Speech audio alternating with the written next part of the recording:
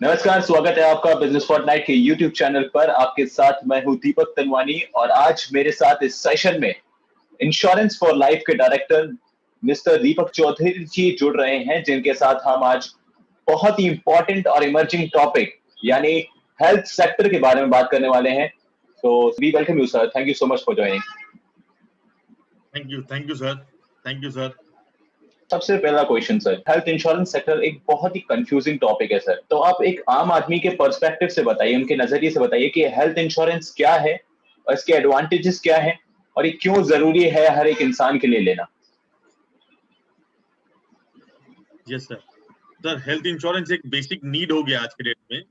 जैसे घर में एक अपने फ्रिज, टेलीफोन या मोबाइल फोन जैसे नीड है, इंटरनेट नीड है, वैसे हेल्थ इंश्योरेंस एक नीड है बेसिक लाइफ में। कारण ये है कि अभी के जो मेडिकल कॉस्ट जो बढ़ गए हैं, अगर हम देखें इन्फ्लेशन के बाद मेडिकल कॉस्ट बहुत बढ़ गए हैं। जो 5 साल या 10 साल पहले हम लोग बात करते थे कि 1 से 1.5 लाख रुपए में मेरी ये बीमारी ठीक हो जा रही है या ये चीज ठीक हो जाएगा, इसका ऑपरेशन हो जाएगा, वो आज के डेट में 5 से 10 लाख या मे बी मोर कई केसेस में ऐसा माना गया है और ऐसा देखा भी गया, प्रूवन भी है ये चीज। तो कई आदमी अपना सेविंग्स खो देते हैं हेल्थ इंश्योरेंस नहीं होने के कारण। कई जन को अपना लोन माने डेट लेना पड़ जाता है माथे पे to get the treatment done. तो वो अनप्लान होने के सिचुएशन से बेटर है कि आप अपना हेल्थ पॉलिसी प्लान करके रखो, बढ़िया से प्लान करके रखो, तो आपको कभी भी ऐसे अनवांटेड नीड अगर आती है तो उस समय आप टेक केयर कर। सर, जब किसी ने मन बना लिया है हेल्थ इंश्योरेंस पॉलिसी में इन्वेस्ट करने का प्लान कर लिया है, कौन कौन से फीचर्स होते हैं हेल्थ इंश्योरेंस पॉलिसी में जो उनको ध्यान में रखना चाहिए उस पॉलिसी को लेते हुए। सर बेसिक पहला फीचर ये होता है कि हमको जोन देखना चाहिए। जोन पहला, हम लोग इंडिया को 4 जोन में डिवाइड कर रखे हैं हेल्थ इंश्योरेंस कंपनी। आप कौन सी जोन में आते हैं, और कलकत्ता का जहां से मैं बिलोंग करता हूँ, कलकत्ता जोन 3 में आता है आपका। और कोई कारण से कलकत्ता के आदमी अगर चेन्नई, बॉम्बे, पुणे या दिल्ली में इलाज करने गए कोई स्पेशलाइज सेंटर में, तो वो जोन 1 या जोन 2 में आता है। तो जब यहाँ से हम जोन 3 से जोन 1 या जोन 2 में जाते हैं तो हमारे को पेमेंट आ जाती है पॉलिसी। तो ऐसा को पेमेंट नहीं आए तो वो चीज का ध्यान रखना चाहिए। Secondly, room rent capping. Room rent capping बहुत बड़ा सब्जेक्ट हो गया है आज के डेट में। आप हॉस्पिटल में एडमिट होते होंगे तो ये बहुत क्लियरली पूछा जाता है अपने से कि आप सर कौन सा रूम लेना पसंद करते हैं। सपोज एक आप बेसिक एक 5,000 का रूम लेना पसंद करेंगे अगर आप, तो आपके उसके पैरेलली जो भी कॉस्ट आएंगे वो उसी हिसाब से आएंगे। फॉर एन एग्जाम्पल अगर मैं लेता हूँ, एक मैंने हर्निया का ऑपरेशन मुझे कराना है, if I am taking a 4 sharing bedroom, तो मेरा शायद वो कॉस्ट करीब 89,000 से लेके 1,10,000 में आ जाएगा। Whereas if I am going for a single room, वही कॉस्ट मेरा 2,50,000 2,60,000 के आसपास आ जाएगा। And if I am going for a suit room, वही मेरा कॉस्ट 4.5-5 लाख रुपए हो जाएगा। With the same hospital, same treatment, same time of admission, same time of discharge and the same doctor team. ये जो डिफरेंस आ रही है ये रूम रेंट से आ रही है। तो आपको किसी भी क्लाइंट को उस समय अगर रूम रेंट का पैशनेट हो तो उसी समय प्लान कर लिए अपना इंश्योरेंस लेते समय। थर्ड चीज है sir PED, pre existing disease. Pre existing disease हम लोग बहुत छुपा लेते हैं कि अरे ये मत बताओ, ये तो हम देख लेंगे, अरे मेरे चाचा ने कहा है, अरे मेरे मामा ने कहा है, अरे मेरा दोस्त कहा है, बताना नहीं चाहिए। नहीं, जब आप एडमिट होते हो आपके फैमिली मेंबर्स को मालूम नहीं होता है कि ये पीईडी दिखाया हुआ है कि नहीं दिखाया। जब आप एडमिशन होने जाते हो उस फॉर्म में वो यही पूछते हैं कि अरे सर इनको कब से बीमारी, अरे इनको तो शुगर है, अरे 25 साल 40 साल से है, कोई दिक्कत नहीं है, वो लिखवा देते हैं और आपका क्लेम रिजेक्ट हो जाता है। क्यों? हम वो डिक्लेरेशन वहां पहले से नहीं दिए हुए होते हैं। ये डिक्लेरेशन देना बहुत उचित होता है, ये डिक्लेरेशन से कभी नहीं डरना चाहिए। हार्डली इंश्योरेंस कंपनी आपसे एक माइन्यूट लोडिंग लेगा प्रीमियम के ऊपर, जिससे आपकी पॉलिसी बहुत स्ट्रांग हो जाएगी और आपको कभी भी क्लेम में दिक्कत नहीं होगा। ये 3 वाइटल इंपॉर्टेंट सब्जेक्ट है सर। उसके बाद तो देखिए अलग अलग जोन, अलग अलग आदमी का डिमांड, अलग अलग प्रोडक्ट, अलग कंपनी का सब कुछ डिफाइंड होता है। वो चीज अब person to person, status to status ये चेंजेस होते हैं। बट ये 3 मेजर चीज होती है जो आदमी को जरूर ध्यान देना पॉलिसी लेने के साथ। जी सर, जब एक हेल्थ इंश्योरेंस पॉलिसी किसी ने खरीद ली होती है, बाद में ऐसे बहुत सारे लोगों को दिक्कत होती है कि ये सर्विसेज आपकी पॉलिसी में इंक्लूडेड नहीं है। बहुत सारे हिडन फीचर्स रहते हैं जो कंपनीज बताती नहीं है अपने पॉलिसी हैंडलर्स को। तो ऐसा ये क्या है, ऐसा क्यों Right. होता है? सर जनरली हम लोग इंडिया में ये चलता है, सस्ता प्रोडक्ट चलता है जो, तो सस्ता इज ऑलवेज हार्मफुल सर। तो जो कंपनी सस्ती प्रोडक्ट बेच रही है, मैं नहीं बोलता हूँ कि हर कंपनी, कुछ कंपनीज सस्ती प्रोडक्ट जो बेचती हैं उसमें वो हिडन फीचर्स देती हैं। तो कभी भी पॉलिसी लेते समय आपके पास कंपनी का टोल फ्री नंबर होता है, आपको टोल फ्री नंबर में बात कर लेना चाहिए कि मैं ये प्रोडक्ट के लिए प्लान कर रहा हूँ या प्रोडक्ट का फीचर्स मुझे समझना है। वो टोल फ्री नंबर्स पे आपको इजीली अवेलेबल होगा कि कंपनी एक्चुअल में ये प्रोडक्ट में क्या दे रही है। और अगर आपके मन में कुछ ऐसा है कि मैंने ऐसा कुछ नहीं सुना है या मुझे ऐसा प्रोडक्ट चाहिए था, वो टोल फ्री पे आपको इजीली गाइड भी कर देंगे वो लोग कि तब आप ये प्रोडक्ट की जगह ये प्रोडक्ट लीजिए जो आपका नीड को फुलफिल करता है। जी। हाँ, तो ऐसा करना चाहिए लेने से पहले। और कोई कारण से किसी ने ले भी लिया अगर पॉलिसी, तो 15 डेज कूल ऑफ टाइम होता है हमारे पास कि अगर कोई कारण से मैं गलत पॉलिसी ले लिया हूं तो 15 दिन from the date of receiving of policy मेरे पास 15 दिन का टाइम होता है। मैं कूल ऑफ ऑप्शन में उस पॉलिसी को कैंसिलेशन करा सकता हूं और पूरा रुपया रिफंड मिल सकता है without okay. Deducting any charge. Sir आप जैसे कि किसी ने प्लान कर लिया कि पॉलिसी में अब इन्वेस्ट करना है, तो कौन सा हाँ प्रोडक्ट चूज करना चाहिए उनको? सर देखिए, एज टू एज डिपेंड करता है प्रोडक्ट। जी। और जैसे मैंने कहा कि पीईडी, प्री एग्जिस्टिंग डिजीज, किसको क्या है, जैसे शुगर, एक बीपी, एक बहुत कॉमन प्रोडक्ट, कॉमन प्रॉब्लम हो गया है डे टू डे लाइफ में। कई आदमी को अस्थमा होता है, कई को आपका थायराइड होता है, किसी को कोई ना कोई ऑपरेशन हुआ होता है जैसे हर्निया का, कोई सिस्ट का या स्टोन का, या फिर किसी को कोई इंजरी हो जाती है, हाथ टूट जाता है, प्लेट लगा हुआ होता है। जी। तो ये सारे डिफाइन करते हैं कि हर कंपनी ये सब चीज एक्सेप्ट नहीं करती है। कहीं पर लोडिंग है, कोई कोई कंपनी विदाउट लोडिंग लेती है, कोई 2 साल का वेटिंग लगाता है, कोई 3 साल का वेटिंग लगाते हैं, कोई डे 1 से कवर करते हैं। तो अलग-अलग कंपनी के बेस पे अलग-अलग प्रोडक्ट या अलग-अलग आदमी के लिए ये सारे प्रोडक्ट डिजाइन हुए हुए हैं मार्केट में। और मैं ये जरूर बताना चाहूंगा, ये सारे प्रोडक्ट अवेलेबल है मार्केट में। इवन कोई अगर हार्ट अटैक किसी को हुआ हुआ है, स्टंट लगा हुआ है, उसको भी इंश्योरेंस कंपनी कवर देती है। ऐसा भी प्रोडक्ट है मार्केट। जी। अब ये बात आती है कि अब हम लोग चूज कैसे करें। एज ए लेमन, एक मैं ये मान के चलता हूँ, एक 35 एज का आदमी एकदम स्टैंडर्ड है, कोई प्रॉब्लम नहीं है उसको, उसको कुछ भी नहीं है, कोई पीडी नहीं है, कुछ भी नहीं है, तो उसको जरूर ये देखना चाहिए पहले कि मैं जो प्रोडक्ट ले रहा हूँ मैं कौन से जोन के हिसाब से ले रहा हूँ। मुझे हमेशा जोन 1 का प्रोडक्ट लेना चाहिए, क्योंकि मैं नहीं जानता है कि 4 साल बाद मे बी एक कैंसर पेशेंट, तो मेरे को बॉम्बे जाके इलाज कराना पड़ेगा और मेरे को वेलोर जाना पड़ेगा या एनी अदर जगह हमको जाना पड़ेगा। और वो चीज जरूर देना चाहिए, जोन 1 जरूर होना चाहिए। सिंगल रूम जरूर लीजिए, क्योंकि आज के डेट में ट्विन शेयरिंग या 4 शेयरिंग में इलाज होना बड़े मेट्रोपॉलिटन सिटीज में बहुत मुश्किल है। तो सिंगल रूम का कवरेज जरूर मिले वहां पर, वैसा जरूर लीजिए। और आपको बोनस क्या मिलता है, आपको कोई कोई कंपनी 5% बोनस दे रही है, नो क्लेम बोनस जिसको बोलते हैं। जैसे एक साल मेरा क्लेम नहीं हुआ तो अगला साल मुझे सम एश्योर्ड का कोई 5% देती है, कोई 10% देती है, कोई 25% दे रही है, कोई 50% तक बोनस दे रही है। वो बोनस कितना मैक्सिमम मिल जाए, तो क्या है, कल को कोई कारण से कम एज में एट द 35 ये मान के चलते हैं कि probability of claim is very less, तो वहां पर वो बोनस के साथ वो डबल कवरेज उसको मिल जाए वहां पर। थर्ड अपना आता है कि उसका कोई एड ऑन फीचर्स अगर हम लोग ले सकते हैं, जैसे रिस्टोरेशन एड ऑन फीचर होता है आपका, या वो हम लोग को स्पेक्टिकल कवर कर रहा है कि नहीं कर रहा है, डेंटल कवर कर रहा है कि नहीं कर रहा है, मेरा टीथ ट्रीटमेंट कवर कर रहा है कि नहीं कर रहा है। ये सारी चीज भी कई कंपनीज कर रही हैं with nominal charges, extra charges के साथ, वो भी हमको देखना चाहिए। फोर्थ हमारे अब वैक्सीनेशन भी कवर कर रहे हैं कई कंपनीज, बच्चों के वैक्सीनेशन। अगर आपके पास स्मॉल बेबीज है या you are planning for a baby, तो आपके वो बच्चे का वैक्सीनेशन उसमें कवर हो जाए, वैसा भी आप प्लान ले सकते हैं। जी, हाँ सर। आपने वैक्सीनेशन की बात करी है, जैसे अभी कोरोना पैंडेमिक का जो हाँ सर। वैक्सीनेशन हो रहा है, तो अगर हाँ किसी ने वो हाँ सर। वैक्सीन लिया है, तो उसके बाद कंपनी इनको एक्सेप्ट कर रही है, insurance companies? Yes sir, vaccine के बाद ये बहुत बड़ा वाइटल क्वेश्चन आपने उठाया, thank you very much Deepak ji, कि ये बहुत बड़े क्वेश्चंस माइंड में सभी के आ रखे हैं, जो हेल्थ इंश्योरेंस कस्टमर्स एग्जिस्टिंग है या नहीं है, कि हम लोग वैक्सीन अगर ले रहे हैं तो हम लोग का whether this is covered in my existing insurance cover on insurance policy और नॉट। मैं ये बोलना चाहूंगा, आप वैक्सीन ले रहे हैं, आपका 100% कवरेज आपको एग्जिस्टिंग पॉलिसी में मिलेगा। इसके बाद भी अगर आप कोरोना पॉजिटिव हो जाते हैं या कोई साइड इफेक्ट होता है, उसका भी क्लेम आपको 100% मिलेगा। ये सेंट्रल गवर्नमेंट का नोटिफिकेशन ऑलरेडी आ चुका है 7 दिन पहले, जिसने आईआरडी ने भी अप्रूव कर दिया इस चीज को।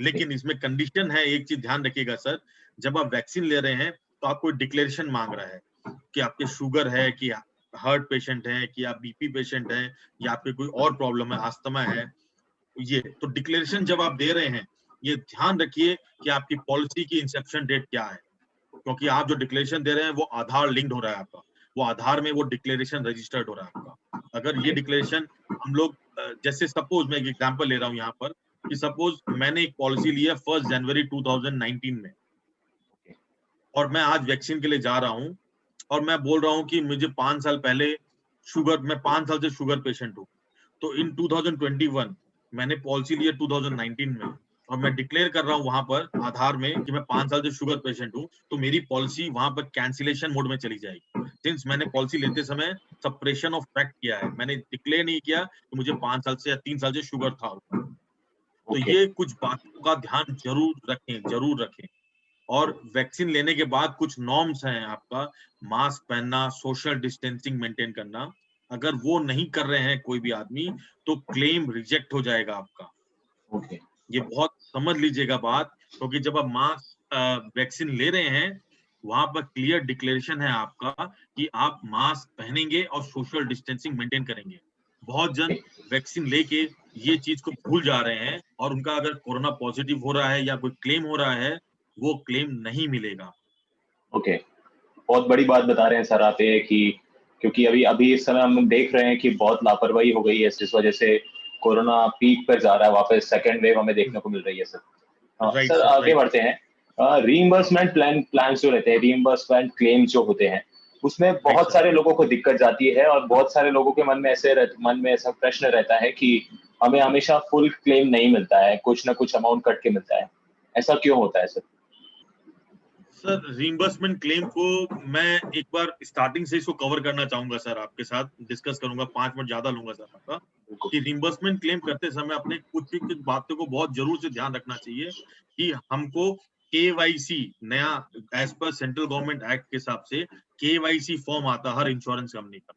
एक कॉमन आईआरडीए केवाईसी फॉर्म है जहां आपको फोटो, पैन, आधार और कैंसिल चेक, आपको फोटो में अपना आपका नाम, आपके माताजी का नाम, पिताजी का नाम, अगर स्पाउस है तो उनका नाम, आपका mobile number, email address, current address proof के साथ कंप्लीट भर के देना पड़ता है आपको वो केवाईसी फॉर्म जरूर, क्योंकि बहुत जन का, मैक्सिमम जन का क्लेम अटक जाता है, केवाईसी नहीं देते सबमिट वो लोग। सेकंड, आप जब पेपर सबमिट कर रहे हो तो सपोज आप 48 डॉक्यूमेंट्स इंक्लूडिंग योर बिल्स, प्रेस्क्रिप्शंस, आपका कोई आपका डॉक्टर रिपोर्ट्स, डायग्नोस्टिक रिपोर्ट सब सबमिट कर रहे हो, तो उस पेपर्स को 48 पेपर्स को नंबरिंग कर लो आप, पेज 1, पेज 2, पेज 3। तो सपोज कंपनी अगर बोलती है कि मुझे ये डॉक्यूमेंट नहीं मिला, तो यू कैन स्पेसिफाइडली से कि this, look at this page 53, यहाँ पर ये डॉक्यूमेंट अटैच्ड है आपका। दे कैन नॉट डिनाई कि ये डॉक्यूमेंट अटैच नहीं है, क्योंकि आप पेजिंग नंबरिंग करके दिए उनको डॉक्यूमेंट। सेकेंडली, आप जब क्लेम फॉर्म भर रहे हैं तो स्पेसिफाइडली मेंशन कीजिए कि ये हॉस्पिटलाइजेशन क्लेम है कि प्री एंड पोस्ट है। हॉस्पिटलाइजेशन क्लेम अलग से सबमिट होता है and pre and post claim अलग से सबमिट होता है। एक ही आदमी को 2 बार अगर प्री एंड पोस्ट का सबमिशन क्लेम लेना है, उसको अलग से फाइल करना पड़ेगा, और अगर रिइंबर्समेंट में हॉस्पिटलाइजेशन है उसको अलग से फाइल करना पड़ेगा। आप दोनों डॉक्यूमेंट एक बार दे दोगे तो प्री एंड पोस्ट या हॉस्पिटल को एक ही चीज सेटल होगा, बाकी चीज सेटल नहीं होगा, तो वहां पर आपको अमाउंट का डिफरेंस मिल जाएगा। ओके। और थर्ड पॉइंट, आपका जब भी आप दे रहे हो अपना कैंसिल चेक का क्लियर कॉपी दो, जहां पर IFSC code, MICR number, account number, आपका नाम चेक के ऊपर बहुत क्लियरली विजिबल हो, क्योंकि इंश्योरेंस कंपनी आप चेक इशू नहीं करती है आपको, वो एनईएफटी या आरटीजीएस ही करेंगे आप। अगर वहां पर डिस्क्रिपेंसी होगी आपकी तो आपको अमाउंट लेट से मिलेगा। और जो अपना वाइटल क्वेश्चन था सर, जो कट के पैसा मिल रहा है, अगर हम लोग पेपर को ढंग से सीरियली सजाते हैं और साथ में एक लेटर अटैच करते हैं कि इस तारीख को मैंने ये डॉक्टर को इतना रुपया फीस दिया, इस तारीख को इस हॉस्पिटल को मैंने इतना रुपया दिया, इस तारीख को इस दवाई की दुकान को मैंने इतना रुपया दिया, टोटल हिसाब बना के उसको एक एक्सेल में या एक कागज में लिख के देते हो, it is more easy for underwriter जो आपका क्लेम सेटल कर रहा है, उसको बहुत इजीली समझ में आता है आपका क्लेम और क्या हुआ आपके साथ, उसका एक सिनॉप्सिस बना के देते हो, तो वो आपको 99% सारा का सारा रुपया आपको रिइंबर्समेंट होता है। सर एक क्वेश्चन है, हेल्थ इंश्योरेंस और मेडिक्लेम में बहुत कंफ्यूजन है, लोग इसको दोनों एक ही कंसिडर करते हैं। इसमें थोड़ा आप क्लियरिटी दीजिए सर। जरूर sir. Sir health insurance is a product जहां आपको फिक्स अमाउंट मिलता है। जैसे आप अभी सुने होंगे कुछ साल से इंडिया में कैंसर पॉलिसी चल रही है, आपकी डेंगू पॉलिसी चल रही है, अब आपका जैसे मलेरिया पॉलिसी आ गई है, अभी आपका कोरोना पॉलिसी आ गई है आपके पास। ये जो भी मैं स्पेसिफाइड पॉलिसी बता रहा हूँ ये सारी हेल्थ पॉलिसी है सर। मैंने अगर कोरोना हुआ तो मुझे सम एश्योर्ड जो है वो पूरा पैसा मिल जाएगा, सब्जेक्ट टू मेरा खर्चा हुआ कि नहीं हुआ डजंट मैटर। ओके। अगर कैंसर हुआ तो उतना रुपया मिल जाएगा मुझे, अगर मुझे ये स्पेसिफाइड बीमारी हुई तो मुझे रुपया मिल जाएगा। That all are covered under health insurance. और मेडिक्लेम का मतलब हो गया medical expenses occurred on your life within that 1 year. तो सपोज एक एक्स आदमी आपका, उसने दोनों ही पॉलिसी ले रखी है सर, एक कैंसर पॉलिसी ले रखी है 10 लाख रुपीस की और 10 लाख का मेडिक्लेम ले रखा है एक XYZ कंपनी के साथ। तो अगर 3 साल बाद सपोज उनको कैंसर डिटेक्ट हुआ तो उनका बिल हुआ, हॉस्पिटलाइजेशन बिल हुआ 7.5 लाख रुपए का, तो 7.5 लाख रुपया उनको मेडिक्लेम पॉलिसी से रिइंबर्समेंट हो जाएगा या कैशलेस हो जाएगा। और उनको 10 लाख रुपया सर अपनी हेल्थ पॉलिसी जहां पर वो कैंसर प्रोटेक्शन ले रखे हैं वहां से मिलेगा। तो आप ये समझ चलिए कि 7.5 लाख का कवरेज जो आपका खर्चा हुआ वो आपको पूरा पैसा मिल गया या ऑलमोस्ट पैसा मिल गया आपको। और 10 लाख रुपया सिंस आप कैंसर पॉलिसी ले रखे थे हेल्थ पॉलिसी, तो सिंस आपके कैंसर डिटेक्ट हो गया तो आपको वो क्लेम करेंगे आप तो वो 10 लाख रुपया भी मिलेगा। तो इन ऑन नट सेल आपको 17.5 लाख रुपया आपको मिला, जिसमें 7.5 लाख रुपया आपका हॉस्पिटलाइजेशन खर्चा हुआ जो रिइंबर्स हो गया और 10 लाख रुपया आपको घर में अकाउंट में आ गया। लोग जब क्लेम करने जाते हैं सर तो बहुत सारे केसेस ऐसे होते हैं कि क्लेम्स रिजेक्ट हो जाते हैं, उस समय ऐसी क्या मिस्टेक्स हो जाती हैं क्लेम लेने वाले से या कंपनी ऐसा कुछ जानबूझकर करती हैं? सर देखिए मैं ये नहीं बोल सकता कि कंपनी जानबूझ से करती है, कंपनी एक गवर्न रूल फॉलो कर रही है जो IRDA सेट है, गवर्नमेंट ऑफ इंडिया से सेट है, तो वो चीज में वो कभी नहीं करेंगे बिकॉज कॉर्पोरेट एक्ट में वो फंस जाते हैं, लीगली उनको जवाब देना पड़ता है कस्टमर कोर्ट में। हम लोग जब क्लेम करते हैं सर तो जहां ये प्रॉब्लम आती है वो PED प्री एग्जिस्टिंग डिजीज की प्रॉब्लम आती है कि जनरली हम भूल जाते हैं कि हमने जब पॉलिसी लिया था 3 साल 2 साल 5 साल 10 साल पहले हमने वहां कुछ भी डिक्लेयर नहीं किया, और जब हम इलाज करने जाते हैं तो हम या हमारे नियर वन वाइफ बच्चे माँ बाप कोई भी वहां पर डिक्लेयर कर देते हैं कि मुझे ये बीमारी इतना साल से है, ये चीज इतना साल से है, तो कंपनी उस चीज के ऊपर डिक्लेरेशन मांगता है कि ये बीमारी अगर आपको इतना साल से है तो हमको ट्रीटमेंट डॉक्टर का प्रेस्क्रिप्शन या रिपोर्ट हमको दीजिए आप। तो वो चीज नहीं दे सकते हैं क्लाइंट, पेशेंट जो रहता है या जो क्लेमेंट रहता है वो सक्षम नहीं रहता है वो चीज प्रॉपर्ली सर्व करने के लिए इंश्योरेंस कंपनी को या उनको सेटिस्फाई करने के लिए, उस केस में आपका मैक्सिमम क्लेम डिनायल में चल जाता है। तो कंपनी यही चीज बोलता है कि हमको आपने सप्रेशन ऑफ फैक्ट माने हमसे झूठ बोल के रखा कि ये ऐसा आपको बीमारी पहले से थी और आपने हमने डिक्लेयर नहीं किया, शायद हम वो बीमारी का आपको कवरेज नहीं देते आपको हम या पॉलिसी नहीं देते आपको, तो उस कारण से वो क्लेम रिजेक्ट देते। इवन कई केसेस में सर पॉलिसी कैंसिलेशन भी चली जाती है, आपको पैसा रिफंड नहीं मिलता है। ओके सर, कुछ लोग अगर middle class lower middle class families से आते हैं जो लोग, उनके पास अगर इस हेल्थ इंश्योरेंस में इन्वेस्ट करने के लिए पैसे नहीं है तो क्या गवर्नमेंट की तरफ से उन्हें कुछ सपोर्ट मिलता है, ऐसी कोई स्कीम है जो गवर्नमेंट प्रोवाइड करती है हेल्थ इंश्योरेंस सेक्टर के लिए? सर इंडिविजुअल के लिए ऐसा कोई भी स्कीम नहीं है सर, जो कॉर्पोरेट्स में है या जो एम्प्लॉइज हैं वहाँ ESI का एक स्कीम चलता है गवर्नमेंट का, और अभी प्रधानमंत्री जी ने स्कीम चालू की है 6 महीना पहले, up to maximum 5 lakh rupees का सम एश्योर्ड का है, जिसका कार्ड आपको बनाना पड़ता है आपको। तो वो आप अपने लोकल जो काउंसिलर हैं उनसे संपर्क कर लें, अपने डेटाज वगैरह देख के आप वो कार्ड बना सकते हैं, वहां कोई PED वगैरह का झमेला नहीं है। और वो कार्ड आपको सबसे पहले गवर्नमेंट हॉस्पिटल जाना पड़ता है और फिर कुछ एक और प्राइवेट हॉस्पिटल भी जुड़ित हो रहे हैं जहां पर उसका फैसिलिटी कैशलेस फैसिलिटी आप ले सकते हैं आपका। तो ये फैसिलिटी हमारी सेंट्रल गवर्नमेंट और हमारी स्टेट गवर्नमेंट दोनों जन मिल के ही इस चीज को आगे ला रहे हैं। बट सर हमारी ह्यूज पॉपुलेशन है इंडिया में, आप समझ सकते हैं कि कोई भी चीज लागू करने में, प्रॉपर डेटा को एक्सट्रैक्ट करने में टाइम लगता है सर, तो थोड़ा टाइम लगेगा, लेकिन government is doing something, government is really doing something. और कई आदमी सर क्या है ना कि मिडिल क्लास और लोअर मिडिल क्लास को बहुत सपोर्ट हो जाता है, बिकॉज पैसे नहीं होने के कारण उन बेचारों को बैठा रहना पड़ता है कि इलाज नहीं करा पा रहे प्राइवेटली। तो उस चीज को जरूर ध्यान में रखते हुए government is really doing very good. Health insurance policy में इन्वेस्टमेंट्स करने से क्या गवर्नमेंट की तरफ से टैक्स डिडक्शन में कुछ फायदा मिलता है? यस सर, टैक्स डिडक्शन में फायदे मिलते हैं। इनकम टैक्स एक्ट में सेक्शन 80D दिया हुआ है सर, जहां आपको 25,000 रुपया तक का सालाना आपको खर्चा बाद मिलता है अगर आप इंडिविजुअल हैं, माने आप खुद, आपकी वाइफ या बच्चे तक का है।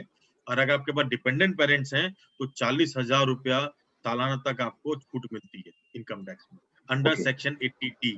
आखिरी क्वेश्चन पूछूंगा सर, आपकी जो कंपनी है उसके बारे में कुछ हमें बताइए sir. Yes sir, sir 63 year old company है हमारी इंश्योरेंस फॉर लाइफ, और I am the third generation जो काम कर रहे हैं इसमें। हम हर तरह का इंश्योरेंस करते हैं। हम इवन आपको पेड सर्विस और फ्री सर्विस भी देते हैं कि आपका क्लेम कोई रिजेक्ट हो गया या आपको क्लेम असिस्टेंस चाहिए या आपको कोई प्रोडक्ट नॉलेज चाहिए। प्रोडक्ट भी बेच रहे हैं सर हम लोग, काफी कंपनीज का प्रोडक्ट भी बेच रहे हैं हम लोग। और हमारा एक बहुत अच्छा पॉइंट है sir, we have 100% claim settlement till now sir, और we have around 20,000 policies running and about 5,000 family we are serving pan India, pan worldwide। कोई कई कस्टमर सर ऐसे भी होते हैं जो कलकत्ता में बॉर्न एंड बॉटअप हुए, अब NRI हो गए हैं, यूएस में, ऑस्ट्रेलिया में, सिंगापुर, दुबई शिफ्ट हो गए हैं। वो आज भी हम ही से ही सर्विस लेना पसंद करते हैं या प्रोडक्ट लेना पसंद करते हैं। Maybe due to personalise service, maybe the fact we tell them immediately कि आपको ये सच्चाई है, ऐसा करेंगे तो क्लेम नहीं मिलेगा, ये पॉलिसी नहीं करना है, दिस इज ये गलत पॉलिसी है। तो शायद वही विश्वास है या प्रेम है सर क्लाइंट का, सबका, जो हमें इस मुकाम पे आज भी लाके खड़ा किए हैं। And we are growing sir, we are growing very fast. और हमारा आगे का भी प्लान है कि हम बॉम्बे, दिल्ली, आपका पुणे, बैंगलोर, हैदराबाद में ब्रांच खोलें और अपना नेटवर्किंग और बढ़ाएं और आगे बढ़ें। Sir, it was really nice talking to you. Thank you so much for your no precious sir, time. It is my And I pleasure. hope कि इस सेशन से बहुत सारे लोगों को अच्छा रिस्पॉन्स आएगा इस सेशन से, और उनको अच्छी हेल्प मिलेगी और अच्छे इन्वेस्टमेंट की ओर वो लोग बढ़ेंगे। Thank you so much for your time sir. Thank you. Thank you Deepak ji, thank you for covering me, thank you, thanks a lot.